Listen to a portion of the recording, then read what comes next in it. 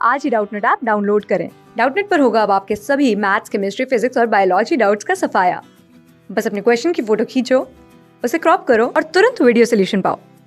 Download now. Hello students, question given है। Question में कहा जा रहा है कि 6 रेसिस्टर है जिसका सबका वैल्यू आपका 3 ओम है, are connected across connected as shown in the figure. ठीक है, और आपका कह रहा है कि एक सेल जिसका 3 वोल्ट है ईएमएफ इसको अक्रॉस कनेक्ट किया जा रहा है एबी के अक्रॉस। ठीक है, तो कहा जा रहा है कि बताओ effective resistance across AB and current through the arm AB. ठीक है, तो सबसे पहला अकॉर्डिंग टू क्वेश्चन हम लोग बात करेंगे यहाँ पे। तो आपसे कहा क्या जा रहा है कि ये जो ए और बी है इसके अक्रॉस आपका इफेक्टिव रेसिस्टेंस बोला जा रहा है और करंट बोला जा रहा है इस ए बी में कितना फ्लो होगा करंट। ठीक है, और एक और जानकारी क्या दिया गया, 3 वोल्ट को किसके अक्रॉस करंट किया जा रहा है, ए बी के अक्रॉस, मतलब ए और बी के अक्रॉस ही आपका क्या किया जा रहा है, तो 3 वोल्ट का एक बैटरी को कनेक्ट किया जा रहा है। ओके, तो यहाँ पे हमारा आ गया 3 वोल्ट। ओके, अब यहाँ पे एक कॉन्सेप्ट आपका लगेगा व्हीटस्टोन ब्रिज का।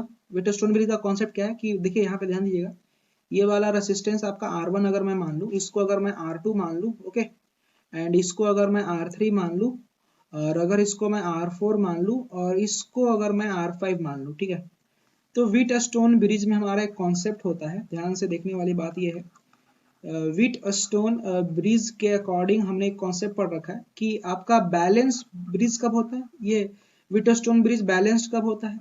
बैलेंस्ड का कंडीशन ये है कि R1 बाई R2 जब हो जाए, R1 बाई R2 जब हमारा इक्वल हो जाता है R3 बाई R4 के, अगर ऐसा केस है तब जाकर के वो आपका बैलेंस होगा। और अगर बैलेंस होता है तो ये जो R5 देख रहे हैं ना हम लोग रेसिस्टेंस, R5 के अक्रॉस कोई करंट नहीं फ्लो होता। ठीक है, नो करंट विल फ्लो, कोई करंट आपका R5 के अक्रॉस फ्लो नहीं होता। ओके, अब अगर कोई करंट अगर R5 के अक्रॉस फ्लो नहीं होगा तो आपका बेसिकली कोई काम का नहीं है। ठीक है, अब अगर ये कोई काम का नहीं है तो हम लोग क्या करेंगे यहाँ पे कि इसको अगर मैं सिंप्लीफाई करूँ तो इसको हटा देंगे, तो अब ये 3 और 3 आपका क्या हो गया, सीरीज में हो गया, और ये 3 और ये 3 ये भी आपके सीरीज में हो गया, तो 3 + 3 6 हो गया, और ये भी 3 + 3 6 हो गया।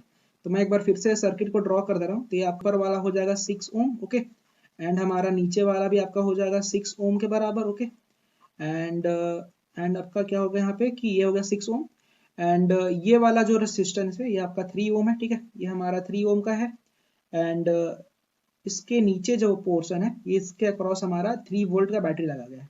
लेकिन सबसे पहला पॉइंट हम लोग क्या करेंगे, यहाँ पे हमारा 3 वोल्ट का बैटरी लगा गया है, लेकिन सबसे पहले आपसे क्वेश्चन में क्या बोला जा रहा है कि आप पहले बताओ कि ये जो आपका ए पॉइंट है और बी पॉइंट है इसके अक्रॉस, तो सबसे पहले आप रेसिस्टेंस बता दो। ठीक है, तो सबसे पहले क्या करेंगे, ये तीनों के तीनों आपके किस में, पैरेलल में है। अगर पैरेलल में है तो जो इक्विवेलेंट रेसिस्टेंस आएगा ए और बी के अक्रॉस के वो क्या हो जाएगा, तो आपका हो जाएगा 1/6 प्लस का 1/6 एंड प्लस का 1/3। ठीक है, इसको सॉल्व कर ले रहे हैं हम लोग। ठीक है, तो इसका एलसीएम ले लेंगे तो 6 एलसीएम आ जाएगा, तो यहाँ हो जाएगा 1 प्लस का 1 और ये हो जाएगा 2। ओके, तो जो हमारा आर ए बी ए और बी का क्रॉस जो इक्विवेलेंट आ जाएगा वो हमारा 6 एंड 2 और 2 4। ठीक है, तो ये हमारा क्या 4, मतलब 2 3 जा 6 एंड 2 2 जा 4, तो हमारा ए और बी का क्रॉस हमारा आ गया 1.5 ओम। अब अगर बात आती है करंट का, ठीक है, कि बताओ कि अगर मैं मान लेता हूँ कि यहाँ से करंट अगर I1 फ्लो होता है तो ओम्स लॉ लगाएंगे तो I1 क्या हो जाएगा, तो I1 हो जाएगा हमारा नेट जो पोटेंशियल डिफरेंस है and equivalent resistance A B का क्रॉस। ठीक है, तो इन नेट हमारा पोटेंशियल डिफरेंस 3 वोल्ट का है और ए बी का क्रॉस जो हमारा आ गया वो आपका 1.5 ओम आ गया,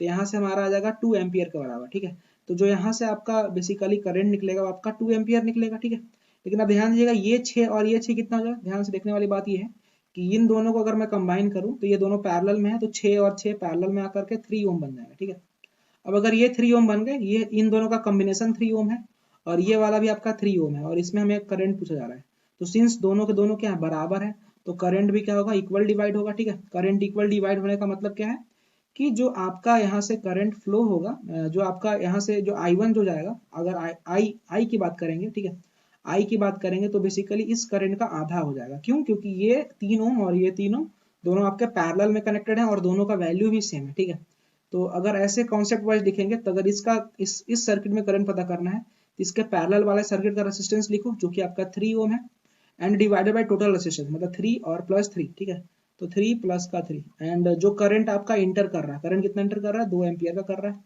तो इसको अगर हम कैंसिल करेंगे तो कितना हो जाएगा, तो यह आ जाएगा 3/6 और इंटू का 2 कर लेंगे। ओके, तो यहाँ से देख सकते हैं कि हमारा कितना आ जाएगा, तो ये हमारा आ जाएगा 1 एम्पियर के बराबर। ठीक है, तो जो ए और बी का क्रॉस में फ्लो होगा वो आपका 1 एम्पियर करेगा। ठीक है, और ए बी का क्रॉस 1.5 ओम। ठीक है, तो 1.5 ओम और 1 एम्पियर जो हमारा फोर्थ नंबर का ऑप्शन है वो आपका करेक्ट ऑप्शन है। Thank you. क्लास 6 से 12 से लेके नीट, IIT, जेई मेंस और एडवांस के लेवल तक 10 मिलियन से ज्यादा स्टूडेंट्स का भरोसा। आज ही डाउनलोड करें डाउटनेट ऐप या व्हाट्सएप कीजिए अपने डाउट्स 8400 400 400 पर।